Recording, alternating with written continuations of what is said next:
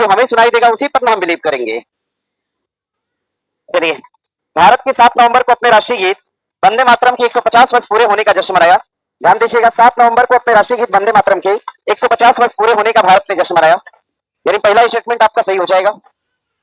Statement पहला सही है। आगे, यह दिन वंदे मातरम को राष्ट्रीय गीत के रूप में आधिकारिक मान्यता प्रदान करता है। भाई आपको पता होगा वंदे मातरम भारत का क्या है, राष्ट्रीय गीत है कि राष्ट्रगान है? वंदे मातरम, वंदे मातरम भारत का क्या है, राष्ट्रीय गीत। और आपको एक बात पता होगी, चाहे राष्ट्रीय गीत हो, चाहे राष्ट्रपति का पद हो, चाहे राष्ट्रपति का पद हो, चाहे राष्ट्रगान हो, राष्ट्रगान, इन तीनों को अपनाया गया संविधान में 24 तारीख जनवरी। कब अपनाया गया? 24 जनवरी सन 1950 को अपनाया गया। तो ध्यान दीजिएगा, जब 24 तारीख को मनाया गया तो क्या इसकी आधिकारिक मान्यता के दिवस के अवसर पर इसका सेलिब्रेशन किया गया? नहीं, क्योंकि 7 नवंबर को आयोजन किया गया या मनाया गया, लेकिन इसको आधिकारिक तौर पे संविधान में रखा गया था कब? 24 तारीख को, 24 जनवरी को रखा गया था। यानी दूसरा स्टेटमेंट अपने आप में क्या है? गलत है। आप ऐसा बोल सकते हैं कि 7 नवंबर सन 1875, 7 नवंबर सन 1875 को इसकी रचना करी गई। और इसकी रचना करने वाले कौन हो जाएंगे? बंकिम चंद्र चटर्जी।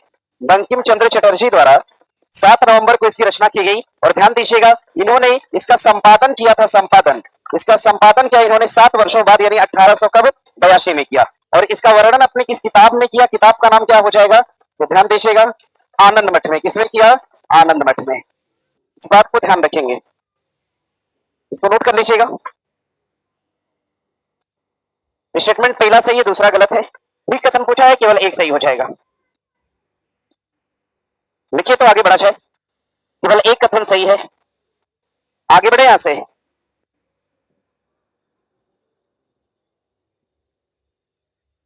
आगे बढ़ा जाए, जरा ध्यान दीजिएगा। अगर प्रश्न करेगा आपसे, प्रश्न करेगा भारत का राष्ट्रीय गीत, भारत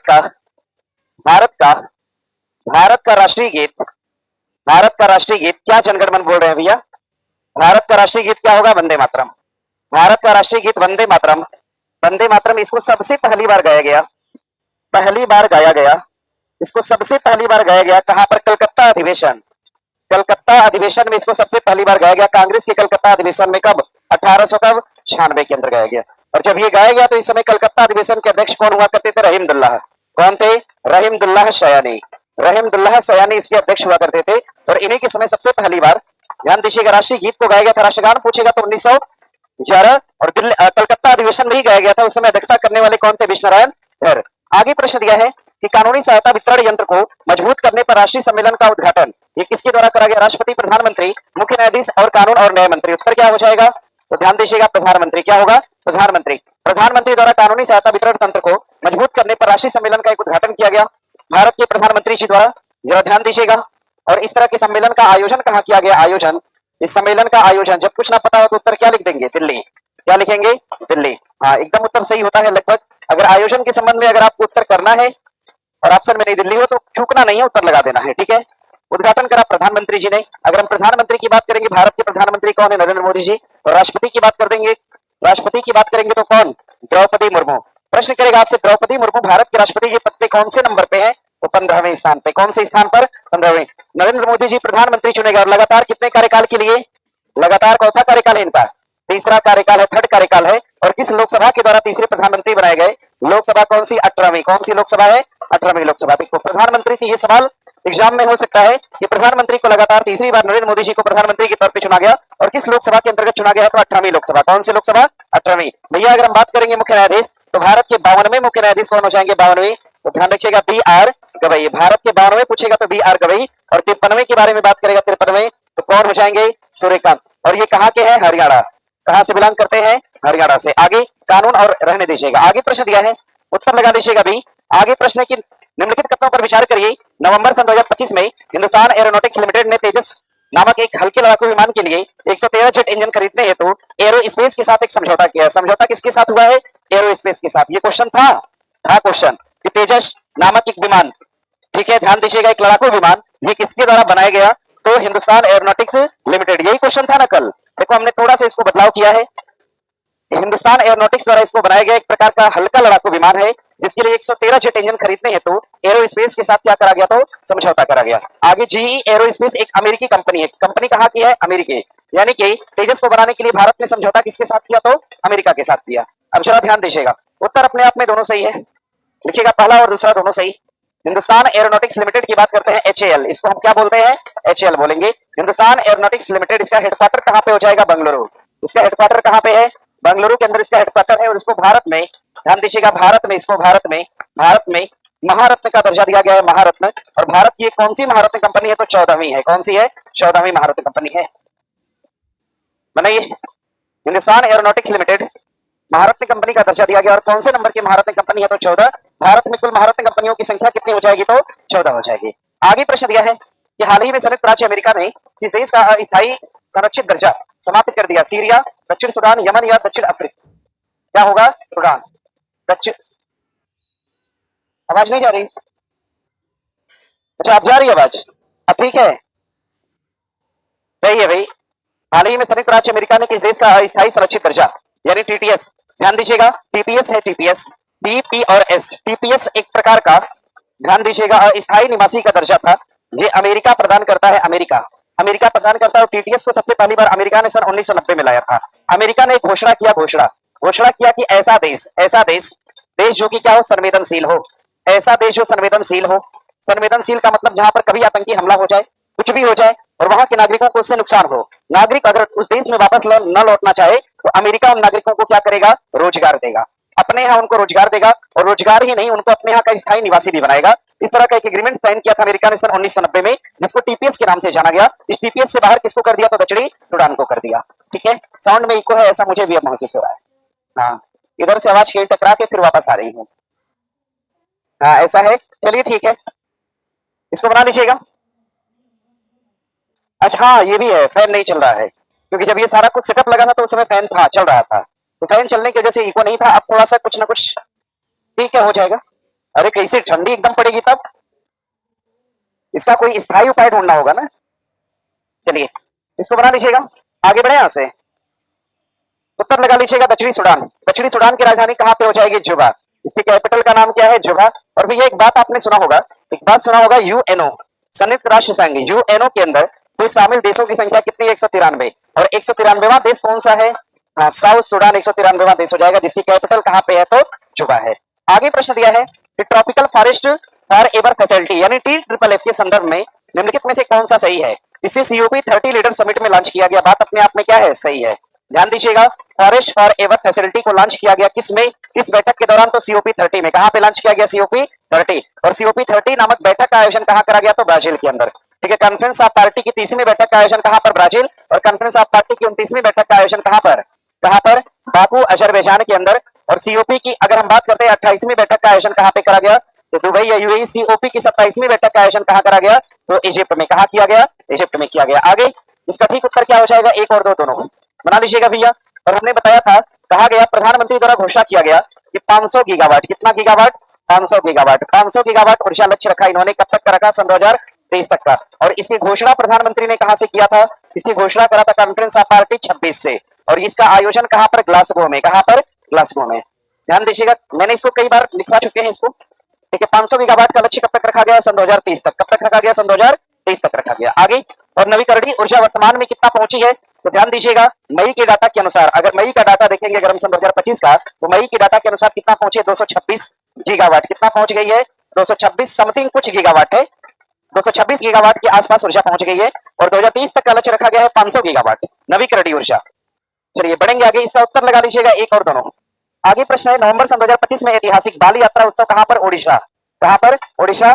बाली उत्सव पूछेगा तो ओडिशा। और प्रश्न करेगा जगन्नाथ पुरी की रथ यात्रा, पूरी रथ यात्रा भी कहां पर, उड़ीसा।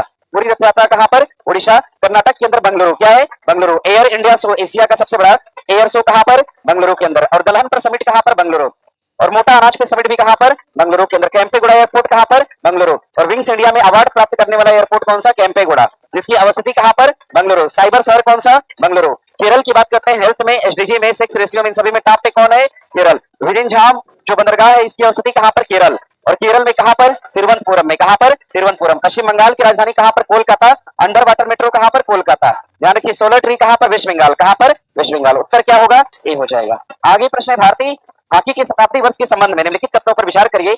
भारतीय खेल प्राधिकरण और हॉकी इंडिया ने 10 नवंबर सन 2010 को भारतीय हॉकी का शताब्दी दिवस मनाया। ये बात अपने आप में क्या है, सही है। कल सेम यही क्वेश्चन था ना इस पे आधारित, वन लाइनर था कि स्टेटमेंट था, वन लाइन में था, आज मैंने इसको स्टेटमेंट में कन्वर्ट किया है। भारतीय खेल प्राधिकरण और हॉकी इंडिया ने 10 नवंबर सन 2025 को भारतीय हॉकी का शताब्दी वर्ष मनाया। और कल वाले क्वेश्चन में मैंने यही दिया था कि भारतीय हॉकी के शताब्दी वर्ष का आयोजन कब किया गया, सन 2025 में किया गया। ध्यान दीजिएगा, क्योंकि भारतीय हॉकी पर हॉकी का जो शासी परिषद है, हॉकी का जो शासी परिषद है, हॉकी का शासी परिषद, हॉकी के शासी परिषद की स्थापना कब करा गया था, 1925 में। 1925 में स्थापना करा गया। और इसी की स्थापना के अवसर पर ध्यान दीजिएगा, इसी के स्थापना के अवसर पर इस सम्मेलन का आयोजन किया गया। इसी के स्थापना के अवसर पर इस सम्मेलन का आयोजन किया गया।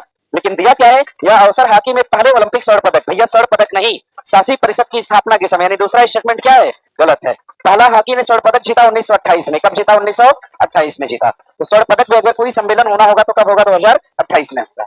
उत्तर बना लीजिएगा, दूसरा गलत है, केवल एक सही है।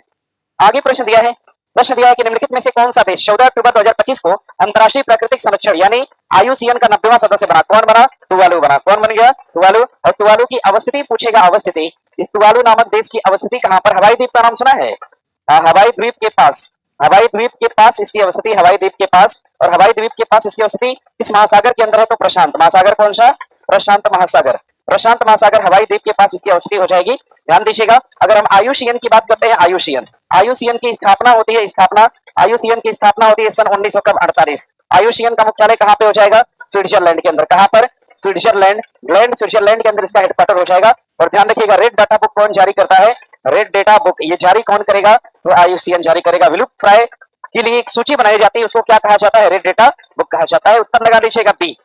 और बढ़ेंगे यहां से आगे, बढ़ा जाए, बढ़ेंगे आगे। प्रश्न दिया, बिमस्टेक भारत समुद्री अनुसंधान नेटवर्क यानी बीमरेन सम्मेलन 2025 के संदर्भ में निम्नलिखित कथनों पर विचार करिए।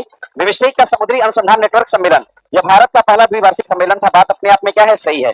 इसका आयोजन कोच्चिन में किया गया। ये इसका आयोजन कोच्चिन में नहीं किया गया। ध्यान दीजिएगा, इसका आयोजन जो है कोच्चिन में नहीं किया गया। इसका आयोजन जो है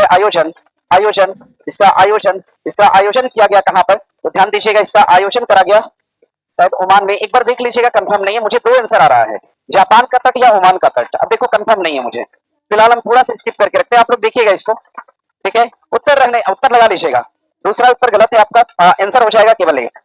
बिमस्टेक की अगर हम बात करते हैं, बिमस्टेक ये देख लीजिएगा, अगर हम बिमस्टेक की बात करते हैं, बिमस्टेक की स्थापना ध्यान रखिएगा, बिमस्टेक की स्थापना कब, 1999 की 98 होगा, 97 जो भी 97 स्थापना। और बिमस्टेक में संस्थापक देश अगर पूछेगा आपसे, संस्थापक बिमस्टेक के अंतर्गत संस्थापक देश पूछेगा अगर, तो ध्यान रखिएगा, बी से क्या है, बांग्लादेश। बी से क्या है, बांग्लादेश। बी से क्या होगा, बांग्लादेश। आई से क्या है, भारत यानी इंडिया। एम से क्या है, म्यांमार। एम से क्या है, म्यांमार। एम के बाद यस से क्या है, श्रीलंका। क्या होगा, श्रीलंका। टी से क्या होगा, थाईलैंड। ये इसके 5 संस्थापक देश हैं। और भी इसमें देश जोड़े गए दो, एक तो भूटान जोड़ा गया। कौन जोड़ा गया, भूटान। और कौन जोड़ा गया, नेपाल। बिमस्टेक में नए शामिल देश कौन है, भूटान और नेपाल। निम्नलिखित में से कौन से ऐसे दो देश हैं जो बिमस्टेक के संस्थापक देशों में शामिल नहीं है, तो भूटान और नेपाल। भूटान और कौन, नेपाल। बना लेंगे ना, चलिए उत्तर लगा लीजिए, केवल एक। क्या है भाई, वो चीन है। ऐसा क्यों लग रहा है मुझे कि, लाइए देखें तो थोड़ा, बीम ब्रेन 4 से 6 नवंबर, डेट 2 दिन तो दिया नहीं है का आयोजन, 4 से 6 नवंबर कोच्चिन के अंदर। अच्छा, इस पे हम लोग आएंगे, ठीक है। यहाँ पे डाउट ये हो रहा है, इसका एक 3 दिवसीय सम्मेलन का आयोजन किया गया। सुनिए, इसको लगा लीजिएगा, कोच्चिन में आयोजित किया गया। दूसरा उत्तर लगा लीजिएगा सी। लेकिन एक बात ध्यान दीजिएगा, इसी का 3 दिवसीय सम्मेलन का आयोजन किया गया। सम्मेलन जिसमें प्रधानमंत्री ने ब्लू इकोनॉमी की बात करा, ब्लू इकोनॉमी। और ये आयोजन कहां पे करा गया था, बंगाल की खाड़ी। यही देखिए, मुझे थोड़ा सा डाउट लग रहा है, बंगाल की खाड़ी में। अब ठीक है, बना लीजिएगा, सही है। इसका आयोजन कहां किया गया, तो बंगाल की खाड़ी में। बंगाल की खाड़ी का मतलब देश कोई भी टचअप हो इससे, बट नहीं। आगे बढ़े, यहां से आगे प्रश्न दिया है। प्रश्न है कि आईएनएस इच्छक के संदर्भ में निम्नलिखित तथ्यों पर विचार करिए। यह एक सर्वेक्षण पोत है। बात अपने आप में क्या है, सही है। आईएनएस इच्छक एक प्रकार का सर्वेक्षण पोत है। इसका निर्माण गार्डन रिच शिपयार्ड और इंजीनियरिंग द्वारा किया गया। बात अपने आप में क्या है, सही है। दोनों कथन ठीक हो जाएगा, दोनों कथन ठीक है। संजय का नाम सुना है आपने? संजय, संजय एक प्रकार का क्या है, सूचना वाहक, एक प्रकार का सूचना वाहक डिवाइस है। बनाने वाला कौन है इसको, डीआरडीओ। बनाने वाला कौन है, डीआरडीओ। विक्रांत का नाम सुना है आप लोगों ने? आईएनएस विक्रांत है ना। आईएनएस विक्रांत के बारे में कल मैंने बताया था। ये क्या है, माल वाहक है कि विमान वाहक है? एक प्रकार का क्या है, विमान वाहक। और भारत का सबसे बड़ा विमान वाहक, क्यों सबसे बड़ा विमान वाहक? और भारत का पहला फर्स्ट विमान वाहक कौन सा हो जाएगा, विक्रांत। और भारत का सेकंड विमान वाहक कौन सा है, विक्रमादित्य। कौन होगा, विक्रमादित्य। आगे, निम्नलिखित में से कौन सा कथन खेलो इंडिया यूनिवर्सिटी गेम्स 2025 के संदर्भ में सही नहीं है? 5वां संस्करण राजस्थान के 7 शहर में आयोजित होगा, जिसमें जयपुर होगा, जिसमें जयपुर होगा, अजमेर होगा, उदयपुर होगा, जोधपुर होगा और बीकानेर होगा। कौन कौन सा होगा, बोलिए। जयपुर, अजमेर, उदयपुर, जोधपुर और बीकानेर। कोटा होगा और भरतपुर होगा। ध्यान दीजिएगा, ये 7 ऐसे शहर हैं जहां पर इसका आयोजन किया जाएगा। बात अपने आप में ठीक है। इस संस्करण में कुल 23 पदक खेल है और 2 प्रदर्शन खेल है। भैया ध्यान दीजिएगा, 23 पदक खेल तो इसमें शामिल है, लेकिन प्रदर्शन खेल 2 नहीं बल्कि क्या है, एक ही है। ध्यान दीजिएगा, एक प्रदर्शन खेल होगा इसमें, एक प्रदर्शन खेल होगा जो राज्य की झांकी को दिखाएगा, राजस्थान राज्य के। एक प्रदर्शन खेल का इसमें आयोजन किया जाएगा, 2 नहीं एक। 2 प्रदर्शन खेल तब होते हैं जब होस्ट करने वाले 2 लोग हों। होस्ट करने वाला राज्य कैसे है, एक ही है। अरे एक ही है, राजस्थान है। खेलों में तीरंदाजी, एथलेटिक्स, मुक्केबाजी और तैराकी, योगासन आदि शामिल है। पहली बार ध्यान दीजिएगा, बीच वॉलीबॉल, कैनोइंग और काइकिंग और साइकिलिंग को भी इसमें क्या करा गया है, शामिल किया गया है। उत्तर क्या होना चाहिए, बी हो जाएगा। गलत उत्तर पूछा है, बी होगा। चलिए बढ़ेंगे आगे। आगे प्रश्न दिया है कि 18वें शहरी गतिशीलता भारत सम्मेलन के संदर्भ में निम्नलिखित तथ्यों पर विचार करिए। यह जयपुर में आयोजित किया गया 18वां शहरी गतिशीलता भारत यूएमआई सम्मेलन का आयोजन कहां पे, जयपुर में। इसका आयोजन केंद्रीय आवास और शहरी मंत्रालय द्वारा किया गया। बात अपने आप में क्या है, सही है। बना लीजिएगा, बहुत इस पे और बातें नहीं है, विचार नहीं है कुछ। आगे प्रश्न दिया है कि निम्नलिखित में से कौन सा टोटल शतरंज विश्व कप टूर के संबंध में सही नहीं है। टोटल शतरंज विश्व कप चैंपियनशिप टूर नामक विश्व चैंपियनशिप 15 अक्टूबर सन 2025 को नॉर्वे के शतरंज आयोजित द्वारा क्या करी गई, घोषित की गई। इसके अंतरराष्ट्रीय शतरंज महासंघ द्वारा मान्यता प्राप्त है। इसको मान्यता देने वाला कौन है, शतरंज महासंघ यानी फिडे द्वारा इसको मान्यता प्राप्त है। इस श्रृंखला में केवल क्लासिक प्रारूप को शामिल किया गया। शतरंज के 3 प्रारूप होते हैं। एक प्रारूप को हम बोलते हैं सामान्य प्रारूप, कौन सा, सामान्य। एक प्रारूप इसका कौन सा होता है, क्लासिक होता है। क्या होता है, क्लासिक। और एक प्रारूप इसका कौन सा है, कंबाइंड है। देखिए कौन सा है, कंबाइंड। इसका एक प्रारूप होता है जिसको हम कंबाइंड के नाम से जानते हैं, कंबाइंड के नाम से। ठीक है, यानी इस श्रृंखला में केवल क्लासिक नहीं बल्कि तीनों फॉर्मेट को इसमें शामिल किया गया। यही गलत है, बाकी सब सही है। याद करना होगा इसको, इस डेटा को आप लोग को याद करना होगा। ध्यान दीजिएगा। आगे अगर हम शतरंज की बात करते हैं, हटा सकते हैं क्या, अगर हम शतरंज की बात करते हैं, शतरंज ध्यान दीजिएगा, अगर हम शतरंज की बात करते हैं, शतरंज का आयोजन कौन कराता है, फिडे। यानी फिडे का संबंध किससे हो जाएगा, शतरंज से हो जाएगा। फिडे की एक चैंपियनशिप हो रही थी, उस चैंपियनशिप में भारत से विजेता, चैंपियनशिप में भारत से विजेता कौन बनी, तो दिव्या देशमुख। कौन, किसको बनाया गया, दिव्या देशमुख को बनाया गया, दिव्या देशमुख। और भैया ध्यान दीजिएगा, दिव्या देशमुख ने किसको हराया इसमें, दिव्या देशमुख ने हराया किसको, पुनेरू हम्पी। किसको हराया, पुनेरू हम्पी को दिव्या देशमुख ने हराया। और सेमीफाइनल में भारत की तरफ से क्वालिफाई करने वाली महिला कौन थी, पुनेरू हम्पी। लेकिन किससे हार गई, दिव्या देशमुख। दिव्या देशमुख अगर हम बात करते हैं कौन से नंबर के, 88वें नंबर की क्या है, ग्रैंड मास्टर। और भारत के 89वें ग्रैंड मास्टर कौन हो जाएंगे, रोहित कृष्णा। 89वें ग्रैंड मास्टर अगर पूछा है, भारत के 89वें ग्रैंड मास्टर कौन हो जाएंगे, रोहित कृष्णा। कौन होंगे, रोहित कृष्णा 89वें ग्रैंड मास्टर हो जाएंगे भारत के। आगे प्रश्न दिया है फ्रांस, अच्छा हाँ, यहाँ पर एक बात और है, रिसेंटली हुए खेल में ध्यान दीजिएगा, डी गुकेश जो है, डी गुकेश रिसेंटली हुए खेल में डी गुकेश ने किसको हराया, तो कार्लसन को हराया। किसको हराया, कार्लसन को हराया। डी गुकेश ने किसको हराया, तो कार्लसन को हराया। ये बात ध्यान दीजिएगा, ठीक है। डी गुकेश ने हरा दिया किसको, तो कार्लसन को हरा दिया। आगे बढ़िएगा। ट्रांस बाउंड्री जलमार्ग और अंतर्राष्ट्रीय झीलों के संरक्षण के उपयोग पर एक अभिसमय बनाया गया, जिसको हम संयुक्त राष्ट्र जल अभिसमय कहते हैं। संयुक्त राष्ट्र जल अभिसमय की घोषणा 1992 में हुई थी। कब हुई थी, 1992। इसकी घोषणा होती है, इसकी घोषणा करी गई थी सन 1992 और इसको लागू किया गया, इस अभिसमय को लागू किया गया था सन 1996। अभिसमय को लागू किया गया 1996। बांग्लादेश संयुक्त राष्ट्र जल अभिसमय में शामिल होने वाला पहला दक्षिण एशियाई देश बना है। बात अपने आप में क्या है, सही है। दक्षिण का पहला देश बना है, इसमें भारत भी नहीं जुड़ा है। दक्षिण से शामिल होने वाला पहला देश कौन है, बांग्लादेश। यह अभिसमय 2012 में लागू हुआ था। भैया ऑलरेडी हमने लिखा है कि अभिसमय लागू कब हुआ था, सन 1996 में लागू हुआ। यानी स्टेटमेंट दूसरा क्या है, गलत है, लिख लीजिएगा, केवल एक सही है। आगे प्रश्न दिया है कि आईसीसी द्वारा सितंबर माह के लिए घोषित ICC player of the month 2025 award के विजेताओं के संदर्भ में निम्नलिखित तथ्यों पर विचार करिए। विचार यह है कि आईसीसी ने अगस्त 2025 के लिए भारतीय बाएं हाथ की सलामी बल्लेबाज अभिषेक शर्मा को ICC men's player of the month चुना है। बात सही है क्या, आगे भारत की महिला खिलाड़ी Smriti Mandhana ICC women player of the month चुनी गई है। ये बात भी क्या है, सही है। दोनों कथन अपने आप में क्या है, सही है। डायरेक्टली याद रखिएगा, बाएं हाथ के सलामी बल्लेबाज अभिषेक शर्मा को कौन सा अवार्ड दिया गया, ICC men's player of the month. और ध्यान दीजिएगा, women player of the month कौन चुना गया, Smriti Mandhana. Men's player of the month चुना गया अभिषेक शर्मा को, और women player of the month किसको चुना गया, स्मृति मंधाना को चुना गया। उत्तर लगा लीजिएगा सी। और आगे प्रश्न दिया, वैश्विक ऊर्जा संक्रमण सूचकांक 2025 के अंतर्गत गलत विकल्प का चयन कीजिए। यह सूचकांक विश्व आर्थिक मंच द्वारा जारी किया गया, बात सही है क्या, एकदम सही है। आगे इस सूचकांक में शीर्ष प्रदर्शनकर्ता स्वीडन, फिनलैंड और डेनमार्क है, ये बात भी क्या है, अपने आप में ठीक ही है। और आगे इस सूचकांक में भारत का स्थान 36वां है, सही बात है क्या भैया। भारत का स्थान कितना हो जाएगा, भारत का स्थान हो जाएगा 63वां। कितना स्थान होगा, 63वां हो जाएगा। इसमें भारत का स्थान कितना हो जाएगा, तो 63वां लगा लीजिएगा, यही गलत है, बाकी सब सही। इस सूचकांक में अंतिम 118वां स्थान किसका हो जाएगा, कांगो लोकतांत्रिक गणराज्य का। अरे है ना मटेरियल में, पढ़ के आया ना आप लोग, लगता है डाउट हो रहा है फिर। वैश्विक ऊर्जा संक्रमण सूचकांक बना लीजिएगा। बताइए हैप्पीनेस में भारत का स्थान क्या है, और हैप्पीनेस में सबसे बॉटम पे कौन है, सबसे नीचे। अरे बॉटम का मतलब सबसे नीचे कौन, अफगानिस्तान। और सबसे टॉप पे कौन है, फिनलैंड। सबसे टॉप पे कौन है, फिनलैंड। हंगर इंडेक्स में भारत का स्थान कितना है, 100। ध्यान दीजिएगा, पासपोर्ट में भारत का स्थान कितना है, 85। पासपोर्ट में 85। जलवायु परिवर्तन में भारत का स्थान 10। क्लाइमेट चेंज में भारत का स्थान 10। पर्यावरण में 176। पर्यावरण में सस्टेनेबल डेवलपमेंट ऑफ गोल में भारत का स्थान 99। कितना स्थान है, सतत विकास में भारत का स्थान 99। कितना स्थान, 99। और शांति सूचकांक में भारत का स्थान कितना, 100 कितना, 15। शांति सूचकांक में भारत का स्थान 115। आगे प्रश्न दिया है कि नाटो के सदस्य देश ने रक्षा खर्च के लिए अपने जीडीपी का कितना परसेंट लक्ष्य निर्धारित किया है, 10%, 6.3, 6.4 या 5%। कितना, 5%। आते हैं भैया, क्या क्या 25 में बदला है क्या, लाइए मटेरियल है किसी के पास, लाइए लाइए लाइए।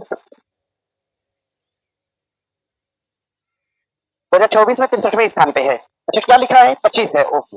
इसको एक काम करिए, वैसे ठीक है, क्वेश्चन तो ठीक है, उत्तर सही है ना इसका। ध्यान दीजिएगा, 63वां स्थान बस बना लीजिएगा सन 2024, ठीक है। आगे 2025 में इसका स्थान क्या रखा गया, तो 70, हाँ ठीक है, 71 स्थान हो जाएगा सन 2025। उत्तर सही है, सही होगा।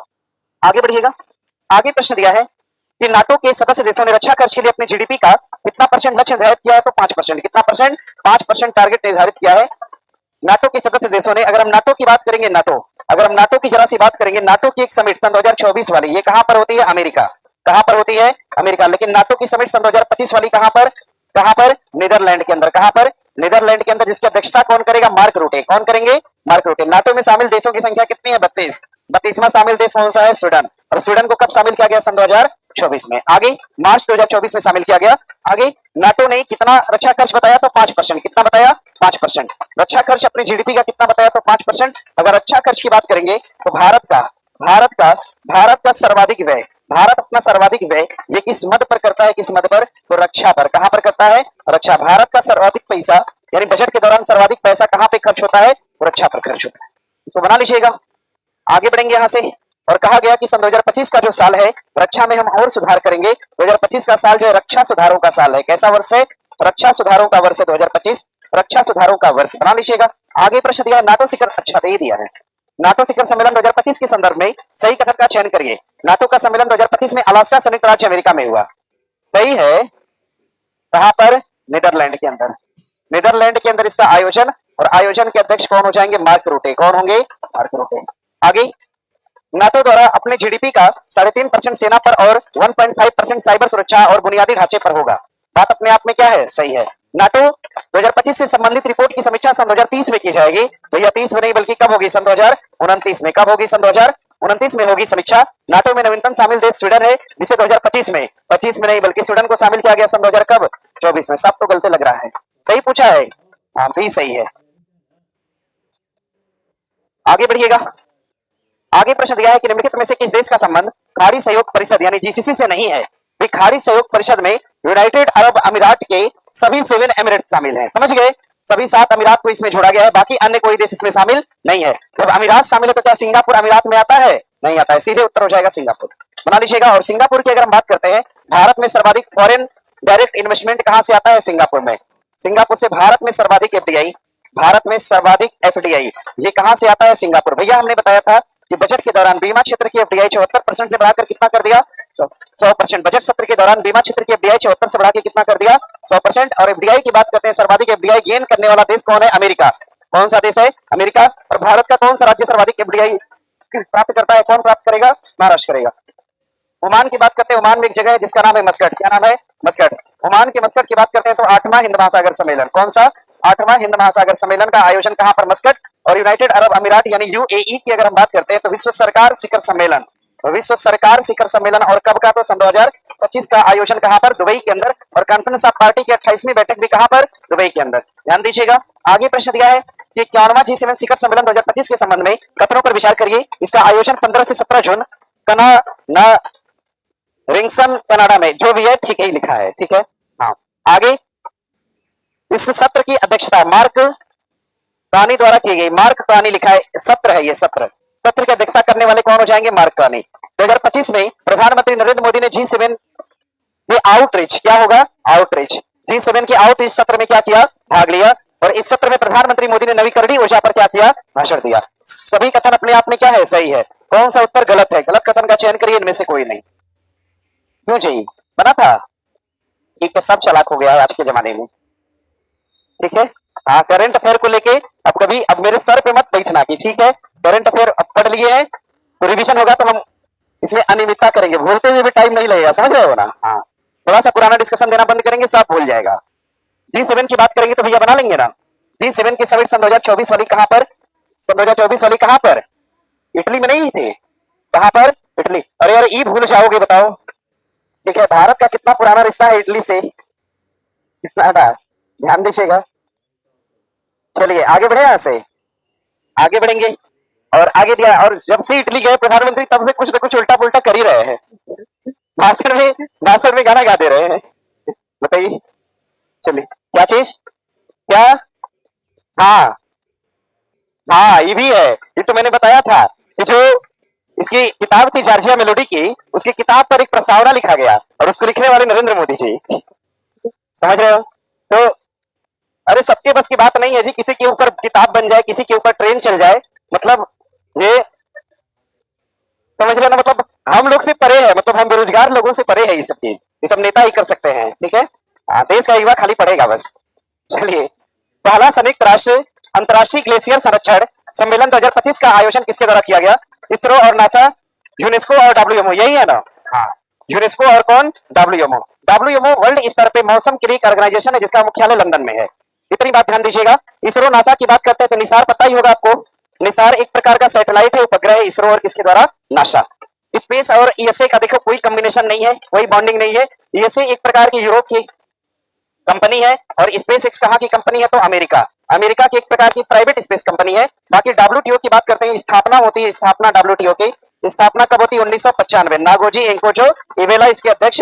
वर्ल्ड बैंक की बात करते हैं सन 1900 कब? 45। यूनेस्को की स्थापना होती है 1945, हेडक्वार्टर पेरिस। यूनेस्को का सम्मेलन कहां पे आयोजित किया गया? तो पेरिस के अंदर। आगे प्रश्न दिया है कि तीसरा संयुक्त राष्ट्र महासागर सम्मेलन 2025 के संबंध में कूट की सहायता से सही उत्तर का चयन करिए।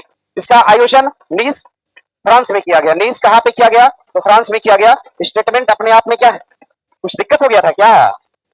अरे इतना तो सब समझ लेता है जी। लिखेगा नीस फ्रांस के अंदर इसका आयोजन किया गया। इसका उद्देश्य बंदरगाहों का संरक्षण और सतत उपयोग के लिए समुद्री संसाधन का संरक्षण करना है। भैया गलत बात है। तीसरा संयुक्त राष्ट्र महासागर, जब महासागर का सम्मेलन है तो बंदरगाह का संरक्षण क्यों करेगा? ध्यान दीजिएगा। महासागर का संरक्षण और सतत उपयोग के लिए समुद्री संसाधन का संरक्षण करना, यानी दूसरा स्टेटमेंट हमारा क्या है? गलत है। चौथा संयुक्त राष्ट्र महासभा सम्मेलन 2028 की मेजबानी चीन और दक्षिण कोरिया करेगा। बात अपने आप में क्या है? सही है। पूछा क्या है आपसे? सही उत्तर का चयन करना है। सही कौन सा? 1 और 3 सही। कहां दिया है भैया? 1 और 3 सही। बनाइए, उसको बना लीजिएगा ना, फ्रांस पेन से बनाइए उसको। हो गया। बंदरगाह का संरक्षण नहीं करेगा बल्कि महासागर का संरक्षण करेगा, क्योंकि बंदरगाहों के संरक्षण के लिए, ध्यान दीजिएगा भैया, बंदरगाह के संरक्षण के लिए, बंदरगाह के संरक्षण के लिए एक योजना लाएगी जिसको हमने कहा, क्या बोला? सागरमाला। कौन सी परियोजना थी? सागरमाला परियोजना। आगे प्रश्न दिया है कि 22वां सांग्री-ला संवाद 2025 में भारत का प्रतिनिधित्व किसके द्वारा किया गया? ध्यान दीजिएगा। नरेंद्र मोदी द्वारा, एस जयशंकर, ओम बिरला की अनिल चौहान, बीएस अनिल चौहान द्वारा। और ध्यान दीजिएगा बीएस अनिल चौहान क्या हो जाएंगे? भारत के वर्तमान सीडीएस। भारत के वर्तमान सीडीएस, इनका कार्यकाल बढ़ा दिया क्या? हाँ, कार्यकाल बढ़ा दिया कब तक? सन 2027 तक। लेकिन कहा गया कि इनका कार्यकाल तब तक बढ़ता रहेगा जब तक हम कोई वर्डिक्ट नहीं देंगे या कुछ कहेंगे नहीं। जयशंकर साहब की बात करते हैं, बिमस्टेक में भाग लिए थे क्या ये? हाँ, बिमस्टेक में जयशंकर साहब ने भाग लिया। बिमस्टेक के अंतर्गत इन्होंने भाग लिया और व्यक्तिगत रूप से कैसे भाग लिया था? व्यक्तिगत वर्चुअल फॉर्मेट पर भाग लेने वाले कौन थे? मोदी जी थे। नरेंद्र मोदी ने, ध्यान दीजिएगा, घाना की यात्रा किया था। घाना, कहाँ की यात्रा किया? घाना। ओम बिरला रहने दीजिएगा। आगे प्रश्न दिया है, निम्नलिखित में से कौन सा ठीक सुमेलित नहीं है? 25वीं मध्य क्षेत्रीय परिषद की बैठक कहां पर? वाराणसी, उत्तर प्रदेश के अंदर। बान जलवायु परिवर्तन, बान जर्मनी, नाम से ही लग रहा है। वर्ल्ड एक्सपो 2025 का आयोजन कुआलालंपुर, मलेशिया, ये गलत है। वर्ल्ड एक्सपो 2025 का आयोजन कहां पर? कहां पर? जापान के अंदर। इसका आयोजन कहां पर? जापान में। और मलेशिया, कुआलालंपुर की बात करते हैं तो आसियान। कौन सी बैठक होती है? आसियान की बैठक होती है। कब की? सन 2025 वाली बैठक। ध्यान दीजिए, कौन से नंबर की? 47वीं बैठक। ठीक है, इसको बना लीजिएगा। क्या पूछा है? गलत सुमेलित पूछा है, सी हो जाएगा। बाकी ठीक है। ब्रिक्स का संसदीय मंच, और 11वां संसदीय मंच था। अब 16वां मत लगाने लगना इसको। संसदीय मंच ये 11वां था, ब्राजील या ब्राजीलिया के अंदर। और ब्रिक्स की जो समिट थी, ब्रिक्स की समिट, ब्रिक्स की जो बैठक थी, ये कौन सी बैठक थी? 17वीं। कौन सी बैठक? 17वीं। हाँ, लेकिन संसदीय मंच कौन सा रहा? 11वां रहा। आगे प्रश्न दिया है, जय हिंद योजना किसके द्वारा शुरू की गई? दिल्ली विश्वविद्यालय। कौन शुरू किया? दिल्ली। ट्रांसजेंडर विश्वविद्यालय कहां पर है? कुशीनगर में। कहां पर है? कुशीनगर के अंदर ट्रांसजेंडर विश्वविद्यालय और ट्रांसजेंडर संग्रहालय। और ध्यान दीजिए, आगे प्रश्न दिया है उस, अच्छा खत्म हो गया, ठीक लगा पढ़ के? ऐसे ही चलना चाहिए, कोई समस्या नहीं है ना? बस ठीक है। फिर उस प्रकार के मौसम की पहचान, सुनिए थोड़ा सा टाइम से आइए ना, टाइम से आप लोग आइए। 3 बजे तक आप लोग को पेपर मिल जाएगा, बल्कि पहले ही आइए, 5 मिनट पहले आने का प्रयास कीजिए। ठीक है, 5 मिनट पहले आइए ताकि हम क्लास में 3:20 25 मिनट तक आप लोग की क्लास में आ जाए। ठीक है, चलिए। तो यह है कि उस प्रकार के मौसम की पहचान करिए जो भारत के 4 मौसम का हिस्सा नहीं है। भैया, भारत के 4 मौसम का मतलब कौन से? देखिए, एक तो पश्चिमी विक्षोभ। कौन सा? पश्चिमी विक्षोभ। भारत का 4 मौसम का मतलब एक तो पश्चिमी विक्षोभ होगा। भारत का एक तो मौसम यहाँ वाला, कौन सा? दक्षिण पश्चिमी मानसून। दक्षिण पश्चिमी मानसून। भारत का एक तो यहाँ वाला लौटता हुआ, कौन सा मानसून? लौटता हुआ। भारत का एक मानसून लौटता हुआ, और यहाँ पर एक मानसून कौन सा? तो उत्तर पूर्वी। कौन सा? उत्तर पूर्वी मानसून। कितने हो गए? 4 हो गए। 4 में एक हिस्सा नहीं है, दक्षिण पूर्वी मानसून। दक्षिण पूर्वी मानसून कुछ है ऐसा? ऐसा कुछ नहीं है, हमने पढ़ा ही नहीं दक्षिण पूर्वी मानसून चारों में। सर्दी का मौसम, गर्मी का मौसम, ये सब होते रहता है भारत में, बना लीजिएगा। दक्षिण पूर्वी मानसून देखा हमने कभी? पढ़ा नहीं। इसी का नाम क्या है? लौटता हुआ मानसून है। चलिए बढ़ेंगे आगे। और भारत में सर्वाधिक वर्षा किस मानसून शाखा से होती है? दक्षिण पश्चिमी मानसून। आगे प्रश्न दिया है कि भारतीय उपमहाद्वीप की जलवायु के संबंध में निम्नलिखित में से कौन सा ठीक है? उत्तर भारत की जलवायु वर्ष भर एक समान रहती है। भैया, मौसम नहीं, जलवायु। किसकी बात हो रही है? जलवायु। उत्तर भारत की जलवायु क्या है? उष्णकटिबंधीय मानसूनी। उष्णकटिबंधीय उष्णकटिबंधीय मानसूनी जलवायु है। उष्णकटिबंधीय मानसूनी जलवायु है। क्या ये जलवायु गर्मी और ठंडी में अलग अलग होती है क्या? नहीं। भारत की जलवायु चाहे ठंडी हो चाहे गर्मी, मौसम बदलता है लेकिन जलवायु क्या होती है? कांस्टेंट रहती है। जो ना बदले वो क्या है? जलवायु। और जो हमेशा पल पल पे बदले वो क्या है? मौसम है। ध्यान दीजिएगा। उष्णकटिबंधीय मानसूनी जलवायु यानी भारत की जलवायु वर्ष भर एक समान रहती है। हिमालय मध्य एशिया से आने वाली अत्यधिक ठंडी हवाओं से महाद्वीप की क्या करता है? रक्षा करता है। कथन दोनों अपने आप में क्या है? सही है। बनाइए भैया। और भारत में 2 तरह की जलवायु है। ठीक है, कर्क रेखा से नीचे आएंगे तो कौन सी? उष्णकटिबंधीय मानसूनी जलवायु है। और कर्क रेखा से अगर ऊपर जाने का प्रयास करेंगे तो कौन सा है? उपोष्ण या फिर क्या है? शीतोष्ण। उपोष्ण या शीतोष्ण है। आगे कोपेन ने भारत के विशाल मैदान की जलवायु के लिए निम्नलिखित में से कौन से शब्दों का प्रयोग किया? भारत में जो सर्वाधिक विस्तारित है कौन है? CW और J। मध्यवर्ती मैदान। ध्यान दीजिएगा, मध्यवर्ती मैदान। मध्यवर्ती मैदान का नाम हम ले सकते हैं मध्यवर्ती मैदान। मध्यवर्ती मैदान या गंगा यमुना का मैदान या उत्तर भारत का मैदान। ध्यान रखिएगा, जलवायु कौन सी रखता है? तो CW और G। प्रश्न कर दे कल को उत्तर भारत का मैदान, उत्तर भारत का जो मैदान है, मैदान यहाँ की जलवायु कैसी है? तो CW और G है। भैया ध्यान दीजिएगा, देखिए ये रहा भारत, ये रहा भारत, और मानसून कहां से प्रवेश करेगा? यहाँ से। इसीलिए AMW क्या होगा? AMW। देखो यम फॉर क्या है? मानसून। Yama for monsoon. तो AMW टाइप की जो जलवायु होती है, एक प्रकार की मानसूनी जलवायु है। और इसको कहां देखा गया? पश्चिमी तट की पूर्वी तट? पश्चिमी तट। और हम यहाँ पे आते हैं तो A और S। A और S। S फॉर क्या है? श्रीलंका। यस फॉर यानी श्रीलंका के पास वाली जलवायु कौन सी है? तो A और S। क्या होगा? A और S। A और क्या होगा? S होगा। ऊपर आएंगे तो A और W। A और W यानी कि आंध्र प्रदेश के आसपास की जलवायु को हम क्या बोलते हैं? A और W। W for Visakhapatnam. W for Visakhapatnam. अब इसी से ध्यान दीजिएगा, यानी विशाखापट्टनम के आसपास की जलवायु को हम क्या बोलते हैं? A और W बोलते हैं। ध्यान दीजिएगा, बंजर को हम B बोलेंगे, यानी BHSW या BSHW टाइप की जलवायु को हम बोलते हैं रेगिस्तानी। क्या बोलेंगे? रेगिस्तानी। और सबसे बड़ा क्षेत्र कौन सा? बीच वाला यानी सेंटर का। C फॉर क्या है? सेंट्रल, यानी CW और क्या होगा? G। सबसे ऊपर की जलवायु क्या है? E है। क्या है? ई फॉर क्या है? एवरेस्ट, यानी सबसे ऊंचा क्या है? एवरेस्ट। ध्यान दीजिएगा, आगे आएंगे तो ई और टी, ई और टी कहां पे है? उत्तराखंड में। और डीएफसी कहां पे हो जाएगा? डीएफसी कहां पे? अरुणाचल प्रदेश। पूरा विश्लेषण है ये। अरुणाचल प्रदेश की जलवायु को हम क्या बोलते हैं? अरुणाचल प्रदेश की जलवायु डीएफसी क्या होगा? DFC Arunachal Pradesh, DFC Uttarakhand, ET Uttarakhand, ET और ऊपर जम्मू कश्मीर ई, रेगिस्तान क्षेत्र में बीएचएचडब्ल्यू और सेंट्रल में कौन सा? सीडब्ल्यू और जी, आंध्र प्रदेश के आसपास एडब्ल्यू और तमिलनाडु में एएस, कोरोमंडल तट पे और मलाबार तट पे और केरल के तट पे, पश्चिमी घाट पर, पूर्वी घाट पर बना लेंगे। चलिए आगे बढ़ेंगे। आगे प्रश्न दिया है, निम्नलिखित में से कौन सा कारण भारत के उत्तर पश्चिमी भाग में शीत ऋतु में होने वाली वर्षा के लिए उत्तरदायी है? मानसून की वापसी दिया है भैया। उत्तर पश्चिमी क्या पूछा है? उत्तर पश्चिमी, उत्तर का मतलब ये नॉर्थ हो गया और पश्चिम का मतलब ये वाला इलाका, तो लौटता हुआ मानसून इधर आएगा यार। ठीक है, मानसून की वापसी, चक्रवाती अवदाब या पश्चिमी विक्षोभ, उत्तर क्या होगा? पश्चिमी विक्षोभ। देखिए पश्चिमी विक्षोभ यहां से एंटर करता है, जाड़े के समय में होने वाली बारिश यानी दिल्ली में होने वाली वर्षा का कारण क्या है? पश्चिमी विक्षोभ। जाड़े के समय तेजी से होने वाली बारिश कौन सी है? पश्चिमी विक्षोभ। और पश्चिमी विक्षोभ कहां से उठता है? तो भूमध्य सागर से। कहां से? भूमध्य सागर से। कहां से? भूमध्य सागर। भूमध्य सागरीय जलवायु का प्रवेश भारत में किस दिशा से होता है? पूरब से कि पश्चिम से? कहां से होगा? पश्चिम से। कहां से होगा? पश्चिम से। जब ये जलवायु आगे बढ़ती है आगे, तो ध्यान दीजिएगा पश्चिम से पूरब की तरफ जाने पर इस जलवायु में वर्षा की मात्रा बढ़ती है कि घटती है? भैया वर्षा की मात्रा इसमें क्या होगी? घटेगी। वर्षा की मात्रा क्या होगी? घटेगी। वर्षा की मात्रा क्या होगी? घटेगी। हाँ ध्यान देना, अगर पश्चिमी विक्षोभ है तो पश्चिम से पूरब जाएगा तो वर्षा की मात्रा घटेगी, लेकिन भारत का मानसून है तो पूरब से पश्चिम आने पर वर्षा की मात्रा क्या होती है? मतलब उल्टा है, उल्टा है इसी का। देखिए पश्चिमी विक्षोभ जब आया तो ये पश्चिम से पूरब की तरफ गया तो वर्षा की मात्रा क्या हो गई? घट गई। लेकिन जो भारतीय मानसून है, भारतीय मानसून, जो भारतीय मानसून है, भारतीय मानसून, इस भारतीय मानसून के अंतर्गत अगर अगर वर्षा को देखा जाए तो ध्यान दीजिएगा, ये पूरब से कहां आने पर? पश्चिम आने पर। पूरब से पश्चिम आने पर क्या होती है? घटेगी। क्या होगी? घटेगी। देख लीजिए, अरे है ना उल्टा, पश्चिम से पूरब जा रहे हैं तो घट रहा है, ये पूरब से पश्चिम आ रहे हैं तो घट रहा है। देख लीजिएगा, अगर कल को थोड़ा सा घुमा के पूछ दे कि भारतीय मानसून के अनुसार वर्षा की मात्रा बढ़ती है पूरब से पश्चिम जाने पर कि पश्चिम से पूरब आने पर? भारतीय मानसून के अनुसार वर्षा की मात्रा तभी बढ़ेगी जब आप पश्चिम से कहा जाएंगे? पूरब। और पश्चिमी विक्षोभ के तहत वर्षा की मात्रा तभी बढ़ेगी जब आप पूरब से कहा आएंगे? पश्चिम आएंगे। क्लियर है ना सबका? ठीक है।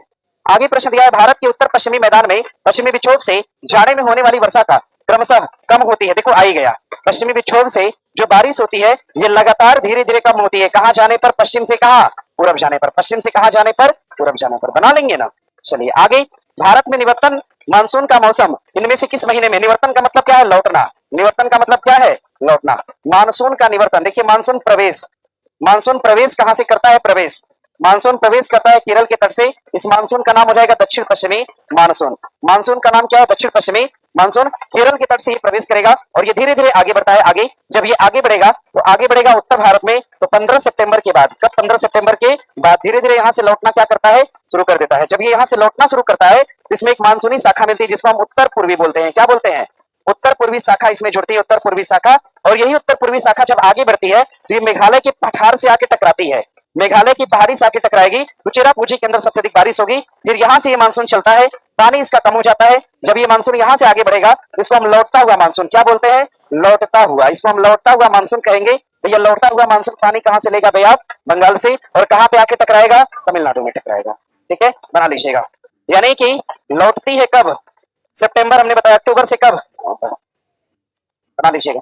15 सितंबर एक्चुअल डेट है, बाकी एग्जाम वाले अपना अपने हिसाब से पूछते रहते हैं। फिगर देख रहे हैं? फिगर समझ में आ रहा है? आप फिगर बनाइएगा। फिगर, ज्योग्राफी में फिगर सबसे जरूरी है। ठीक है, और ज्योग्राफी से आसान कोई विषय भी नहीं है। आगे बढ़े।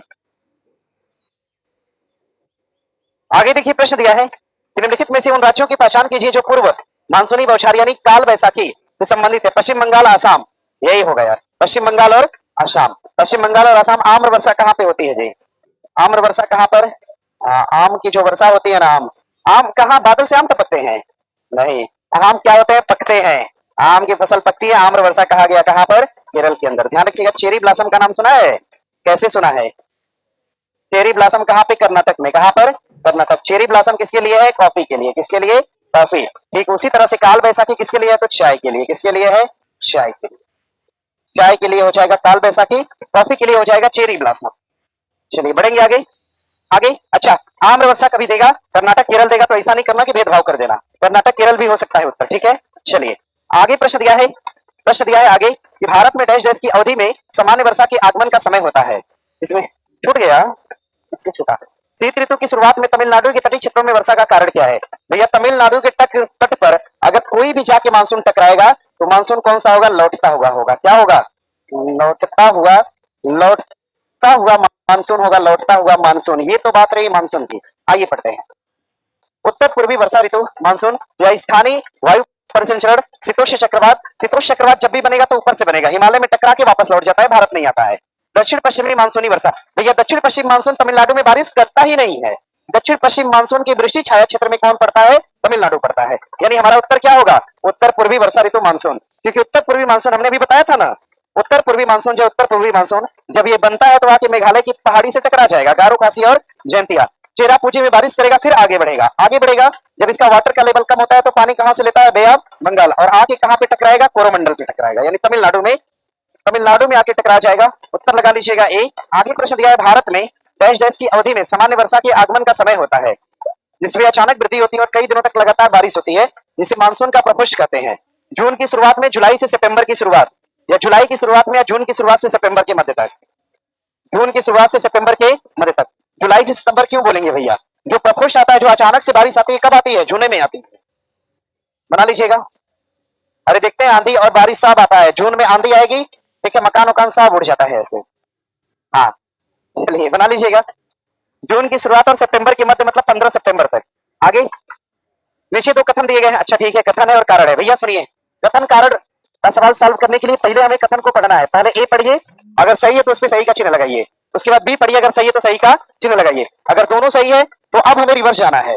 अगर दोनों में से कोई एक गलत हो गया तो रिवर्स जाना ही नहीं है, सीधे आके यहाँ से उत्तर लगाना है। अगर दोनों में से एक गलत है, दोनों सही है, तो हमें एक बार रिवर्स जाना है। अब फिर इसको पढ़ेंगे और ध्यान दीजिएगा कि कारण ये हुआ। देखो हम पढ़ रहे हैं, दक्षिण पश्चिम मानसून मौसम के दौरान तमिलनाडु तट पे शुष्क रहता है। बात क्या है? सही है। जब दक्षिण पश्चिम मानसून यहाँ से एंटर करता है तो तमिलनाडु का तट क्या होता है? शुष्क होता है, क्योंकि वृष्टि छाया क्षेत्र में आता है। बहुत सारी पहाड़ियां, यहाँ पर टकरा के बारिश यही हो जाती, तमिलनाडु में बारिश नहीं पहुंच पाती। यानी स्टेटमेंट एक क्या है? सही है। तमिलनाडु तट बंगाल की खाड़ी की शाखा के समांतर स्थित है और दक्षिण पश्चिमी मानसून की अरब सागर वृष्टि छाया क्षेत्र में है। बात सही है। दक्षिण पश्चिम मानसून की अरब सागर की वृष्टि छाया क्षेत्र में आता है कौन? तमिलनाडु। इसी कारण से देखो, अब हमने इसको पढ़ा और कहा इसी कारण से दक्षिण पश्चिम मानसून मौसम के दौरान तमिलनाडु का तट क्या रहता है? शुष्क रहता है। कंक्लूजन मिला, यानी उत्तर दोनों सही और दोनों क्या है? व्याख्या। ठीक है, व्याख्या निकालने के लिए एक बार रिवर्स जाना होगा, रिवर्स नहीं जाएंगे पता ही नहीं चल पाएगा। ठीक है, चलिए बढ़िएगा आगे। जब मानसून भारत में प्रवेश करता है क्या वृष्टि छाया? बताइए। अरे जहां बारिश ना हो क्या है? वृष्टि छाया। ठीक है, सुनिए, देखिए देखिए, पर्वत है ये। मानसून आता है सीधे पर्वत से टकराया, देखिए हाथ पर्वत, मानसून आया पर्वत से टकराया और यहीं पे बरस गया। अब पर्वत के जस्ट बाद वाली जो जगह है वो क्या है? वृष्टि छाया। यही क्या है? वृष्टि छाया। ध्यान दीजिएगा। आगे प्रश्न दिया है कि भारत में पश्चिमी चक्रवात विक्षोभ सर्दियों के महीने के दौरान होने वाली मौसमी घटनाएं हैं जो डैश डैश से आने वाले पश्चिमी प्रवाह। पश्चिमी विक्षोभ कहां से आता है? भूमध्य सागर। और कहां आके टकराएगा? दिल्ली में। और कभी भी पश्चिमी विक्षोभ आए तो जब हम पश्चिम से कहां जाते हैं? पूरब, तो वर्षा की मात्रा में बढ़ोतरी होती है कि कमी होती है? वर्षा की मात्रा में क्या होती है? कमी होती है। वर्षा की मात्रा में क्या होती है? कमी होती है। ध्यान दीजिएगा भैया। और आगे अरब सागर की खाड़ी से, अरब सागर शाखा से जो मानसून आता है भारत में सर्वाधिक वर्षा करता है। क्या करता है? सर्वाधिक वर्षा। कौन सा मानसून करता है? अरब सागर की शाखा वाला। और बंगाल की खाड़ी शाखा वाला मानसून कहां टकराएगा? तो कोरोमंडल में। कहां टकराएगा? कोरोमंडल में टकराएगा। आगे प्रश्न दिया है कि हाल ही में दो चक्रवातों ने भारत के पूर्वी और पश्चिमी तट को प्रभावित किया। नीचे दिए गए कूट की सहायता से सही विकल्प का चयन करिए। तितली चक्रवात ने भारत के पूर्वी तट को प्रभावित किया और लोगन चक्रवात ने भारत के, गलत बात है, लोगन चक्रवात ओमान में आया था। कहां आया था? ओमान में। दूसरा स्टेटमेंट गलत है, पहला सही है, केवल एक सत्य। बनाइए। और आगे अगर हम मोन्था की बात करते हैं, मोन्था एक प्रकार का चक्रवात। क्या था? चक्रवात। कहां टकराया? काकीनाडा। कहां पर? काकीनाडा। काकीनाडा का मतलब कहां पे? आंध्र प्रदेश के अंदर टकराया। और ध्यान दीजिएगा, भारत में काफी ज्यादा नुकसान किया, बारिश किया मोन्था चक्रवात। और इस मोन्था चक्रवात का नामकरण किसके द्वारा करा गया? मोन्था चक्रवात का नामकरण कौन किया? तो थाईलैंड ने। कौन किया? थाईलैंड। मोन्था चक्रवात का नामकरण किसके द्वारा करा गया? थाईलैंड। और ध्यान रखिएगा, रेमल, रेमल सुना है ना भैया? रेमल एक प्रकार का चक्रवात है। कहां टकराया था? उड़ीसा, चांदीपुर तट से टकराया या पारादीप तट से टकराया, उड़ीसा के। और रेमल का नामकरण करने वाला कौन हो जाएगा? तो ओमान देश हो जाएगा। आगे यागी एक प्रकार का टाइफून है भैया, यागी एक प्रकार का टाइफून है जिसके लिए भारत सरकार ने ऑपरेशन चलाया। कौन सा? सद्भाव ऑपरेशन। कौन सा ऑपरेशन? सद्भाव। यागी एक प्रकार का टाइफून, टाइफून का मतलब कहां आया होगा? जापान की तरफ आया होगा। आगे निम्नलिखित में से कौन सा मानसून अक्टूबर और नवंबर के दौरान तमिलनाडु तट यानी आंध्र प्रदेश, दक्षिण पूर्वी कर्नाटक और दक्षिण पूर्वी केरल मूसलाधार वर्षा के लिए जिम्मेदार है। मूसलाधार वर्षा के लिए जिम्मेदार तमिलनाडु के तट पे जो व्यक्ति मूसलाधार वर्षा के लिए जिम्मेदार है वो अपने आप में क्या होगा, उत्तर पूर्वी मानसून होगा। बनाइए, उत्तर पूर्वी मानसून की शाखा ये जो तमिलनाडु में वर्षा के लिए जिम्मेदार है, जिसको हम और क्या कहते हैं तो लौटता हुआ मानसून, क्या बोलते हैं, लौटता हुआ मानसून के नाम से जानते हैं। ध्यान दीजिएगा। आगे आगे प्रश्न दिया है, भारत के पश्चिमी तटों पर गर्मियों के दौरान काफी मात्रा में वर्षा होती है। बात सही है क्या? क्या दिया है, गर्मियों में पश्चिमी तटों पर काफी मात्रा में वर्षा होती है। पश्चिमी घाट इसका, हाँ, इसका प्रमुख कारण क्या है, पश्चिमी घाटे है। पश्चिमी घाट इसका प्रमुख कारण है। दरअसल है क्या ना, पश्चिमी घाट की बायोडायवर्सिटी ज्यादा है। पश्चिमी घाट में जैव विविधता क्या है, ज्यादा। जैव विविधता क्या है, ज्यादा है। जब जैव विविधता ज्यादा होगी तो गर्मी भी क्या होगी, ज्यादा। गर्मी क्या है, ज्यादा। जितनी ज्यादा गर्मी होगी उतना ज्यादा क्या होगा, वास्पोरेशन। क्या होगा, वास्पोरेशन होगा। और जितना तेज वास्पोरेशन होगा उतनी ज्यादा क्या होगी, बारिश होगी। क्लियर है सब लोग? चलो, भारत में सर्वाधिक जैव विविधता कहाँ पे पाई जाती है, पश्चिमी घाट में। आगे प्रश्न है, भारत में विस्तृत क्षेत्र अत्यधिक वर्षा भिन्नता वाले हैं। वर्षा भिन्नता की संभावना सर्वाधिक कहाँ पे है, अत्यधिक वर्षा वाले क्षेत्र में कि अधिक वर्षा वाले क्षेत्र में, या मध्यम वर्षा वाले क्षेत्र में, या अति निम्न वर्षा वाले क्षेत्र में? सुनिए भैया, दिया है कि विस्तृत क्षेत्र अत्यधिक वर्षा विभिन्नता वाले हैं। वर्षा विभिन्नता की संभावना सर्वाधिक हमें कहाँ देखने को मिलती है, जरा ध्यान दीजिएगा। वर्षा जहां पर ज्यादा होती है वहां पर तो लगातार होती है, वर्षा में विभिन्नता नहीं होती है। लेकिन जहां पर बारिश नहीं होती वहां पर असमय बारिश हो जाती है। मतलब बारिश की जरूरत ना हो तो भी वहां पे बारिश क्या है, हो जाएगी। जैसे अभी हाल ही में आपने देखा था दुबई के अंदर, दुबई एक प्रकार का सूखा क्षेत्र है, लेकिन असमय वहां पर कृत्रिम बादल बना के सब बारिश करा दिया। और ऐसे भी वहां पे अनचाही बारिश हो जाती है कभी भी, ठीक है। तो ये ऐसे क्षेत्र होते हैं जहां पर अति निम्न वर्षा होती है, ठीक है, अचानक से वहां पे वर्षा हो जाएगी। चलिए बढ़ेंगे आगे। वर्षा की संभावना जो है विभिन्नता, यानी उसमें विभिन्नता होती है वर्षा की संभावना में। इसको बना लीजिए, कोई टाइम फिक्स नहीं होता है। जहां पर बारिश होती है वहां का टाइम फिक्स है। देखिए भारत में हमें पता है कि मानसून टच करेगा भारत में, कब टच करेगा तो 25 मई के आसपास केरल के तट पर। और हमें इतना पता है कि मानसून हमारे यहाँ तक जून में आ जाएगा ना। और हमें इतना भी पता है कि सितंबर में कहाँ चला जाएगा, वापस जाके नवंबर में फिर कहाँ टकराएगा तो तमिलनाडु। हमें सब पता है क्योंकि ये लगातार वर्षा वाले क्षेत्र है, इसलिए हमें इनकी तिथि, समय, इनका डेट सारा कुछ पता है। और जहां पर वर्षा की निम्न मात्रा होती है वहां की तिथि और समय के बारे में डिसाइड नहीं किया गया, वहां पे वर्षा कभी भी हो जाती है, इसलिए भिन्नता है वर्षा की। आगे, तमिलनाडु में शरदकालीन वर्षा अधिकांशतः किन कारणों से होती है? तमिलनाडु में शरदकालीन वर्षा जो होती है नवंबर के महीना में जो बारिश हो जाती है, नवंबर और दिसंबर में जब हम लोग गेहूं लगाते हैं तो ये सब फिर धान लगाता है एक बार। समझे, धान की फसल तमिलनाडु वाले 2 बार करते हैं। कितनी बार? 2 बार। ठीक है, तमिलनाडु वाले धान की फसल को 2 बार लगाते हैं।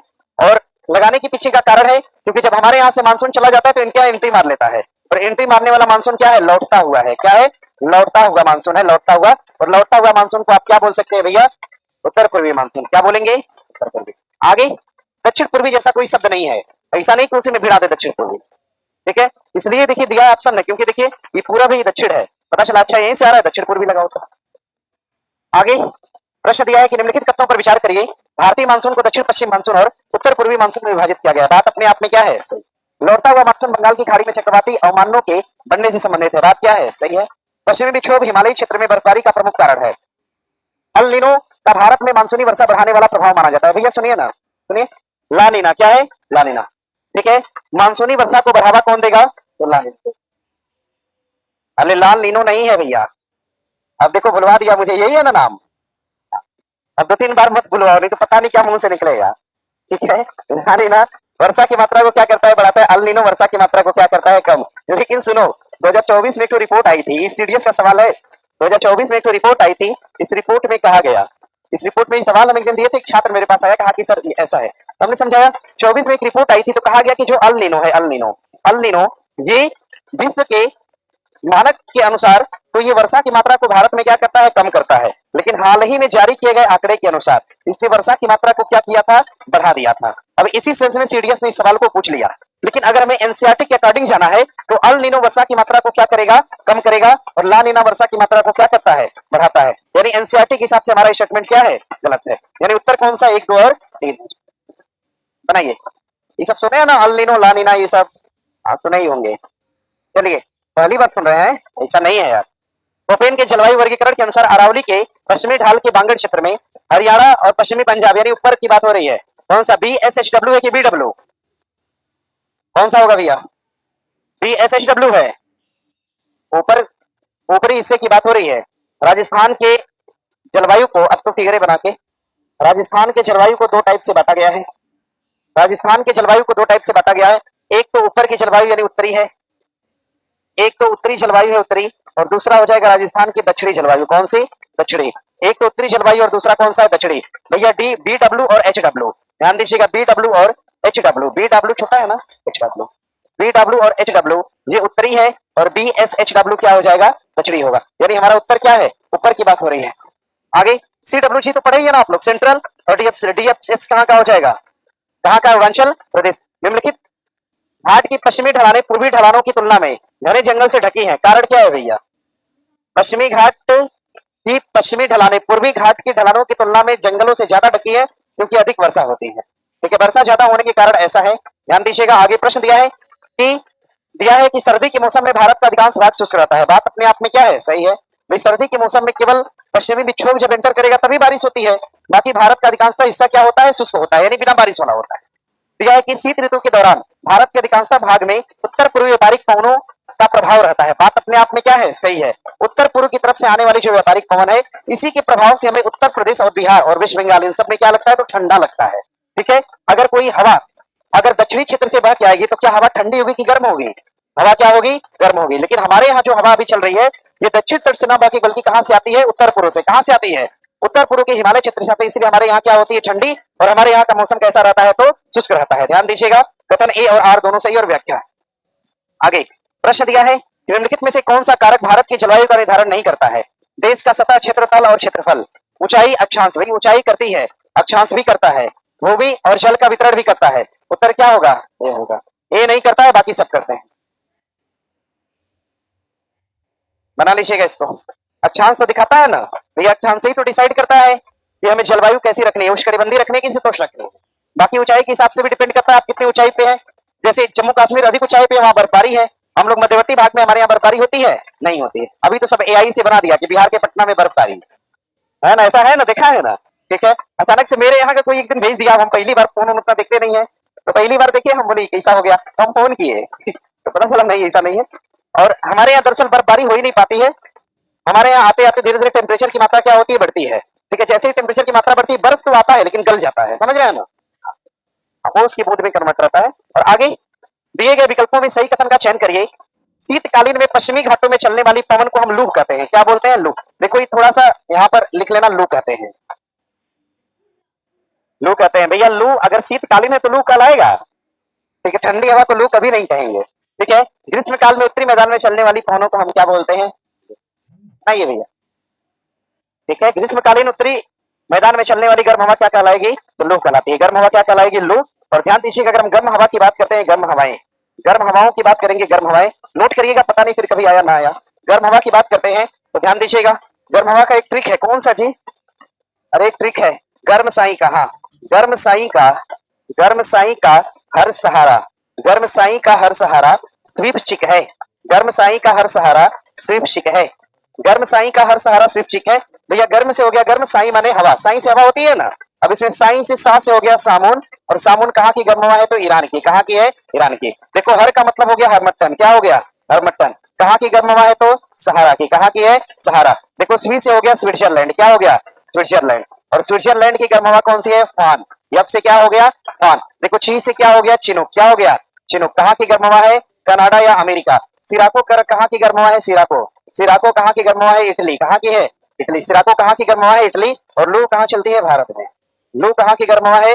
तो भारत की गर्म हवा को हम लू कहते हैं, और ये लू उत्तरी भारत में चलती है। बस आगे बढ़े,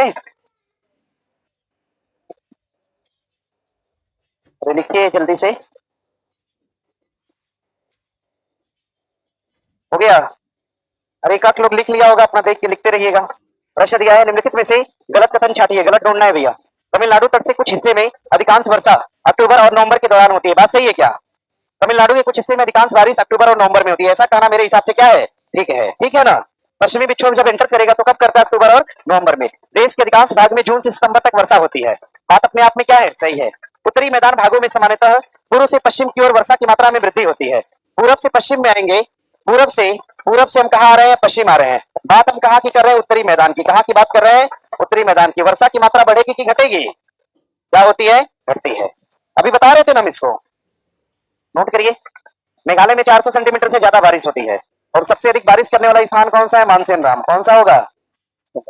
मानसेन राम मेघालय होगा। और कौन सा मानसून होता है भैया? उत्तर पूर्वी। कौन सा मानसून? दरअसल उत्तर पूर्वी मानसून तुरंत बनता है और जाके टकरा जाता है, इसलिए बारिश ज्यादा। आगे कथन दिया है और कारण दिया है। दक्षिण पश्चिम मानसून के दौरान तमिलनाडु तट शुष्क रहता है। बात सही है क्या? तमिलनाडु तट क्या रहेगा? शुष्क रहेगा। तमिलनाडु तट बंगाल की खाड़ी शाखा के समांतर है और दक्षिण पश्चिम मानसून की अरब सागर की विशेष छाया क्षेत्र में आता है, इसीलिए क्या रहता है? रिपीट है क्या क्वेश्चन? ओ, उत्तर लगा लीजिएगा एक। आगे भारत में सर्वाधिक, यही होगा ना इसका, भारत में सर्वाधिक उपलब्ध और सर्वाधिक सघन रूप से कृषि हेतु कौन सी मिट्टी का प्रयोग किया जाता है? जलोढ़। मिट्टी कौन सी? जलोढ़। भैया ध्यान दीजिएगा, नदी निकलती है, निकलने वाले स्थान को क्या कहा गया? उद्गम।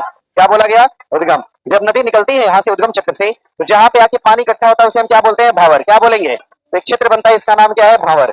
कौन सा क्षेत्र बनाएगी? भावर। भावर से फिर पानी का वितरण शुरू हो जाता है, वितरण। जो ये पानी का वितरण आप देख पा रहे हैं, इस क्षेत्र को हम बोलते हैं तराई। क्या बोलेंगे?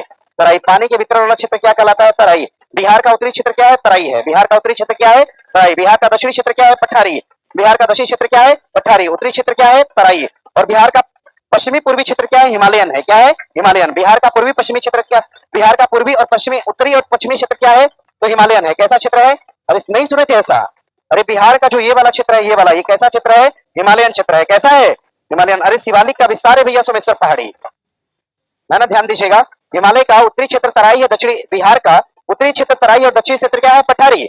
और ध्यान रखिएगा, इसका पूर्वी क्षेत्र क्या है? वर्षा वाला, और इसका उत्तर पश्चिमी क्षेत्र क्या है? हिमालयन है। क्या है? हिमालयन है। ध्यान दीजिएगा, और इसका ये वाला क्षेत्र क्या है? तो विंध्यन क्षेत्र है। कौन सा क्षेत्र है? विंध्यन। बिहार का डिवीजन पढ़े ना आप लोग? ध्यान दीजिएगा, क्वेश्चन होता है तराई क्षेत्र की बात, पानी फिर आके एक जगह इकट्ठा होता है। अब नदियां एक प्रवाह में आगे बढ़ती है, जब नदी एक प्रवाह में आगे बढ़ती है, नदी एक प्रवाह में, तो नदी जब बाढ़ आती है नदी में, तो बाढ़ वाली नदी एक मिट्टी बनाती है, जिस मिट्टी को हम क्या बोलते हैं? खादर। क्या बोलेंगे?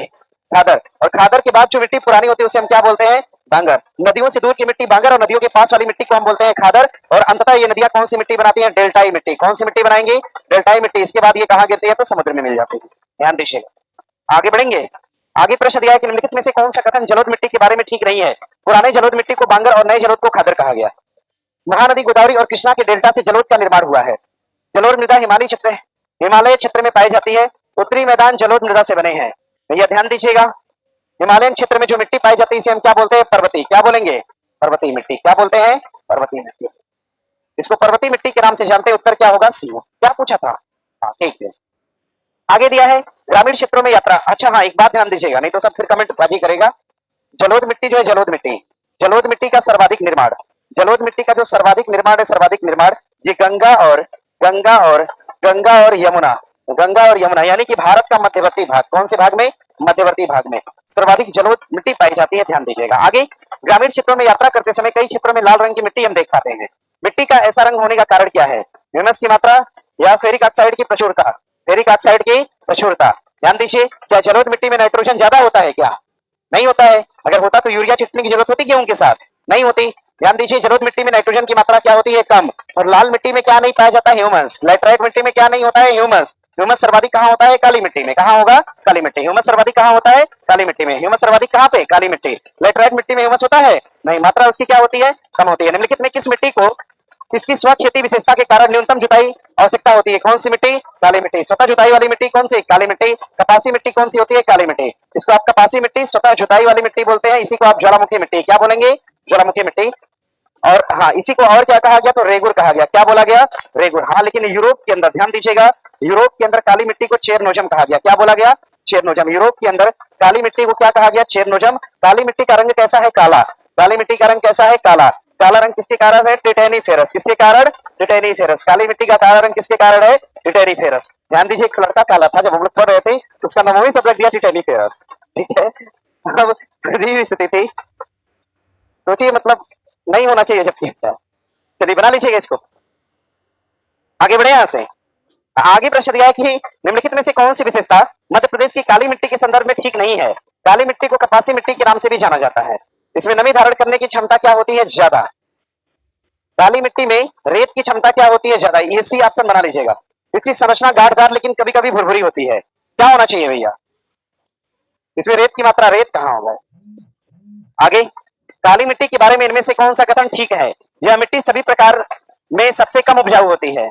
यह मिट्टी पठारों के अधिकांशतः हिस्से में पाई जाती है। यह उत्तर भारतीय गंगा के मैदान में अधिकांश भाग में पाई जाती है। उत्तर भारत के गंगा के मैदान में काली मिट्टी होगी? यह काहे होगी? नहीं होती है। क्या पूछा है? ओहो, हाँ सुनिए पढ़ने दीजिए। काली मिट्टी में फास्फोरस नाइट्रोजन प्रचुर मात्रा में पाए जाते हैं। या फिर सुनिए, अच्छा दक्षिण पठार, हाँ सही, बी लगा लीजिएगा। आगे प्रश्न दिया है, निम्नलिखित कथनों में कौन सा कथन सही नहीं है? काली मिट्टी को स्थानीय भाषा में रेगुर कहा गया। क्रिब्स के अनुसार रेगुर मिट्टी अनिवार्यता रूप से एक परिपक्व मिट्टी होती है।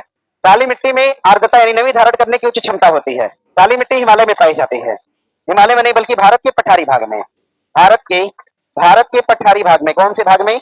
पठारी भाग में पाई जाने वाली मिट्टी कौन सी है? काली मिट्टी। आगे दी गई विशेषताओं के आधार पर मृदा के प्रकार की पहचान करी। इसमें चूना, लौह और मैग्नीशियम, एल्यूमिनियम सब पाया जाता है।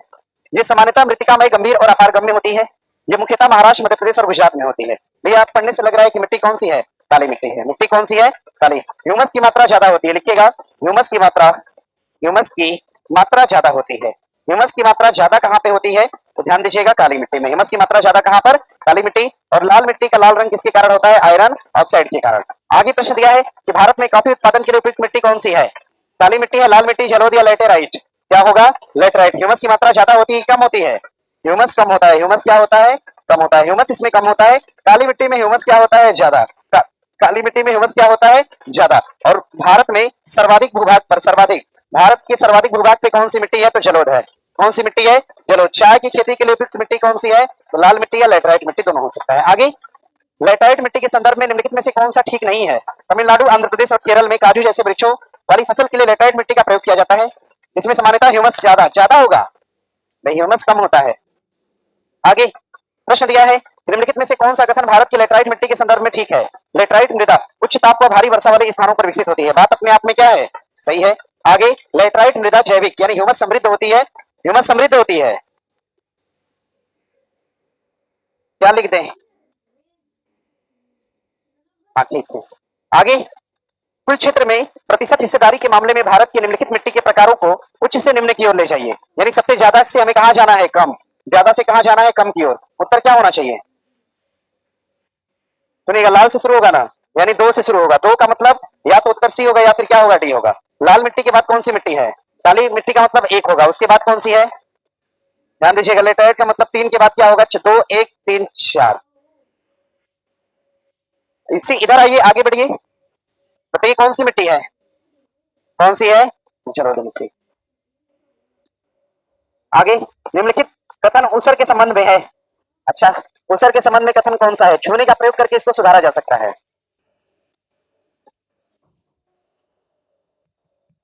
भाई अरे ऊसर मिट्टी का मतलब जिसमें उपज ना हो।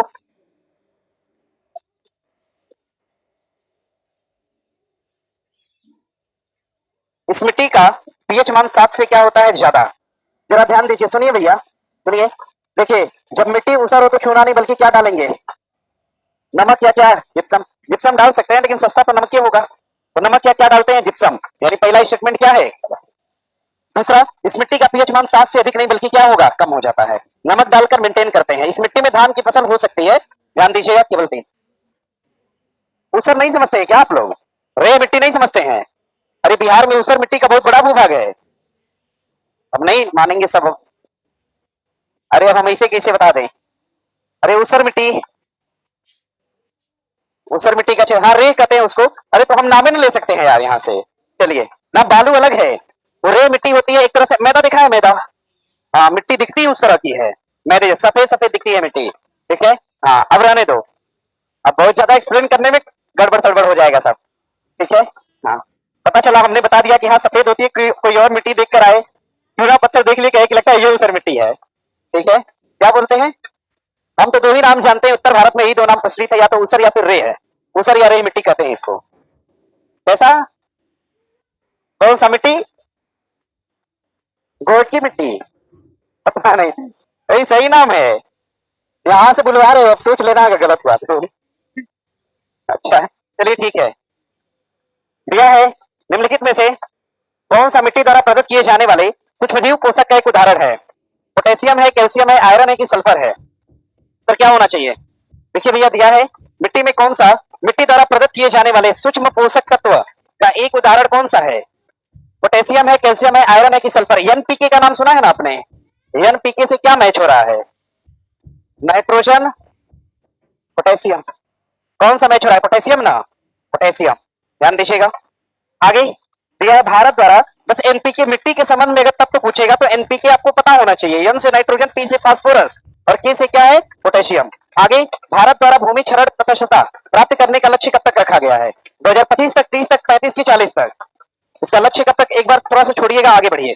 नीचे दिए गए कथन ए और आर है। लाल मिट्टी का रंग लोहे के उच्च अनुपात के बजाय व्यापक प्रसार के कारण होता है। भैया लोहे के प्रसार के कारण नहीं बल्कि इसके अनुपात के कारण। अगर लोहे के प्रसार के कारण होता तो एक बार बारिश होने पर पूरा लोहा होता तो क्या होता, बह जाता। ध्यान दीजिएगा, प्रसार नहीं होता है बल्कि उनका अनुपातिक मान उसमें मिला होता है, यानी उत्तर एक जो है आपका क्या होगा, गलत हो जाएगा। आमतौर पर नत्रजन, फास्फोरस और ह्यूमस की कमी होती है। बात क्या है, सही है भाई। लाल और लेटराइट में ह्यूमस की क्या होती है, कमी होती है। जब ये दोनों है तो हमें रिवर्स नहीं जाना है, बड़ा उत्तर नहीं देखना है, छोटे वाले उत्तर में ढूंढिए।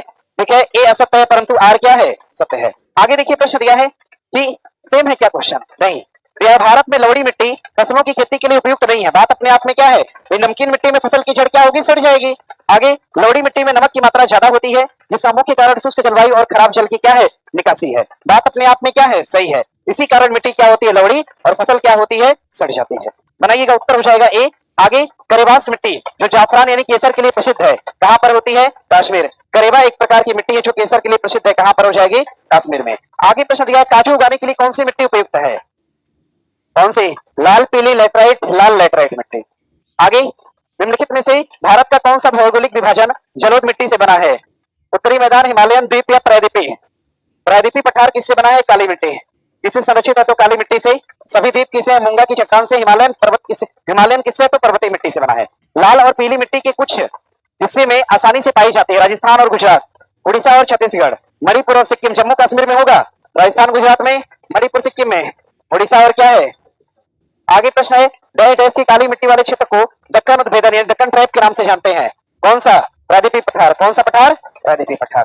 बाकी तटीय मैदान, तट पे डेल्टाई मिट्टी, तटों पर डेल्टाई मिट्टी होती है, लिखिएगा। तटीय मैदान में हमेशा मिट्टी कैसी होती है, तो डेल्टाई, डेल्टाई मिट्टी होती है। उत्तरी मैदान की मिट्टी कैसी है, तो जलोढ़ है। कैसी मिट्टी है, जलोढ़ है। और हिमालयन पर्वत की मिट्टी कैसी है, तो पर्वतीय है। कैसी मिट्टी है, पर्वतीय। हिमालय पर्वत की मिट्टी कैसी हो जाएगी, तो पर्वतीय मिट्टी। पीछे वाला क्वेश्चन क्या था भैया, 64 था, अच्छा 64 है, ठीक है। यह जलोढ़ मिट्टी में पर्याप्त मात्रा में पोटास, फास्फोरस, एसिड और चूना पाया जाता है जो धान, गेहूं और अन्य अनाज और दलहन फसलों के उत्पादन के लिए आदर्श है। इस मिट्टी में पर्याप्त मात्रा में नाइट्रोजन नहीं पाई जाती है, ध्यान दीजिएगा। अगर नाइट्रोजन पाई जाती तो हमें यूरिया नहीं मिलाना होता, यानी आर, यानी दूसरा कथन गलत है, पहला सही है। कहां है, एक सही है लेकिन कथन दो गलत है। आगे प्रश्न दिया है, भारत में काली मिट्टी के संबंध में निम्नलिखित में से कौन सा कथन ठीक नहीं है? रेगुर मृदा महाराष्ट्र और गुजरात में पाई जाती है। काली मृदा उष्णकटिबंधीय चेरनोजम के नाम से जानी जाती है। काली मृदा प्रौढ़ मिट्टी है। रेगुर मिट्टी में नमी धारण करने की क्षमता ज्यादा होती है, क्या होती है, ज्यादा होती है, नमी धारण करने की क्षमता ज्यादा। स्वतः जुताई वाली मिट्टी भी इसको कहा जाता है, ध्यान दीजिएगा। आगे प्रश्न दिया है, आगे आगे प्रश्न है, सूची एक को दो से मिलान करना है। लेटराइट मिट्टी का क्षेत्र कौन सा होगा? राजमहल पहाड़ी है ना, हाँ, उड़ीसा और छत्तीसगढ़ ऐसा बोल सकते हैं आप। लवड़ी मृदा वाला क्षेत्र कौन सा है, कच्छ है। काली मिट्टी वाला क्षेत्र महाराष्ट्र है। और लाल दोमट वाला क्षेत्र छोटा नागपुर का पठार है। देखिए क्या होना चाहिए, सी डी बी और ए, सी डी बी और ए बना लीजिए। होमवर्क नोट करिएगा, टाइम देख रहे हो, वाला 64 नंबर क्वेश्चन, 64 बना लीजिएगा, 2030। और आगे